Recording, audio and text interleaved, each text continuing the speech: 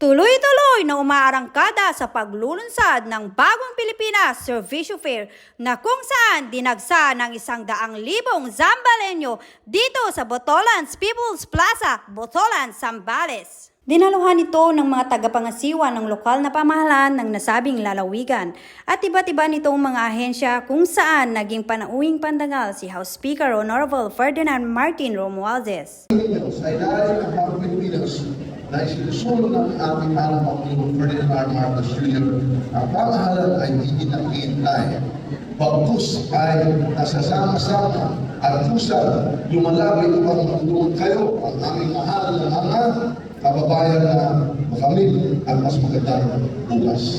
Sama-sama natin isang parang ang pangalan ng kakasala ng pagbabago. Ang lalawigan ng Zambales ang isa sa kauna-unahang naglunsad at kauna-unahan sa rehiyon ng Gitnang Luzon na natira ng serbisyo at tulong mula sa mahigit 100 programa ng iba't ibang ahensya ng ating pamahalaan. Nilalayon ng Bagong Pilipinas Servicio Fair na lumikha ng komprehensibong one-stop service center upang mapadali ang transaksyon ng bawat mamamayang Pilipino.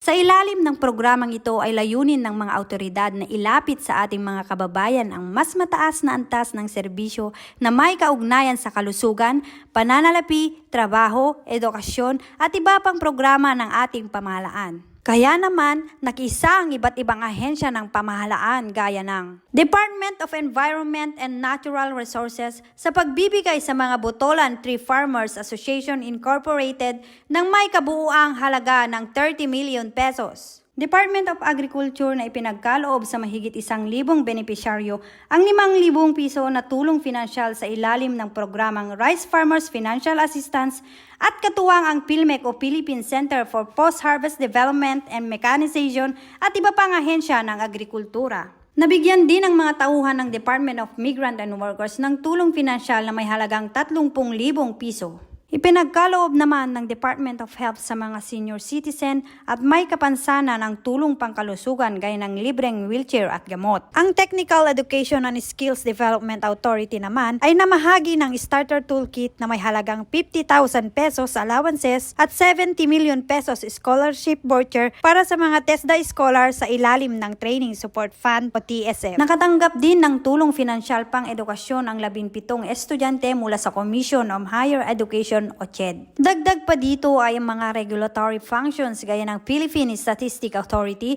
tulong upang makakuha at makapagrehistro ng kanilang mga dokumento gaya ng birth certificate, marriage certificate at iba pa. Philippine National Police sa pagkuha ng National Police Clearance at iba pang mga dokumento mula sa iba pang ahensya ng ating pamahalaan. Samantala, naging matagumpay at mapayapa namang idinaos ang aktibidad sa mahigpit na pagpapaigting ng seguridad ng Zambales PNP sa ilalim ng pamumuno ni Police Colonel Ricardo S. Pangan Jr., Provincial Director, at pangangasiwa ni Police Brigadier General Jose S. Hidalgo Jr., Regional Director ng Police Regional Office 3. Naging successful po ang matagal naming pinagplanuhan at pinagkaisahan ng bawat kapulisan natin dito po sa lalawigan ng Zambales. Dahil po yan sa ating guidance ng ating mabait at masibag na Regional Director na si Police Brigadier General Jose Hidalgo, at dahil po yan sa effort and coordination po ng ating mabait at masibag na Congresswoman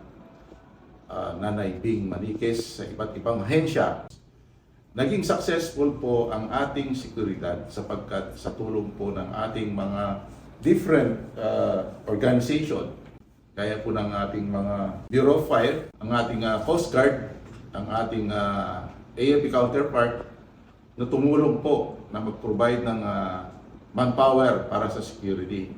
Kasama po dyan ang ating force multiplier and traffic management na nakapag-deploy po sila na mahigit 70.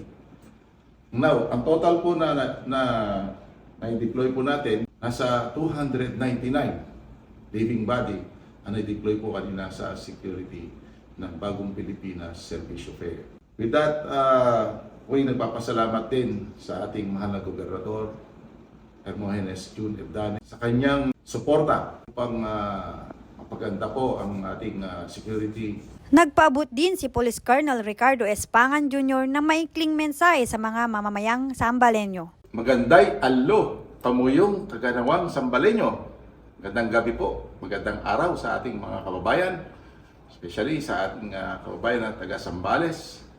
Kami po ay bumabati po sa inyo ng mabilis, nagkakaisang at masayang bagong Pilipinas Servisyo Fair na ginanap po sa araw na ito. Kami po ay humihiling sa ating mga kababayan na sumunod sa anumang disiplina na in-enforce ng ating kapulisan upang mapanatili po natin ang kaayusan at pagkakaisa ng bawat mamayan dito sa Sambales.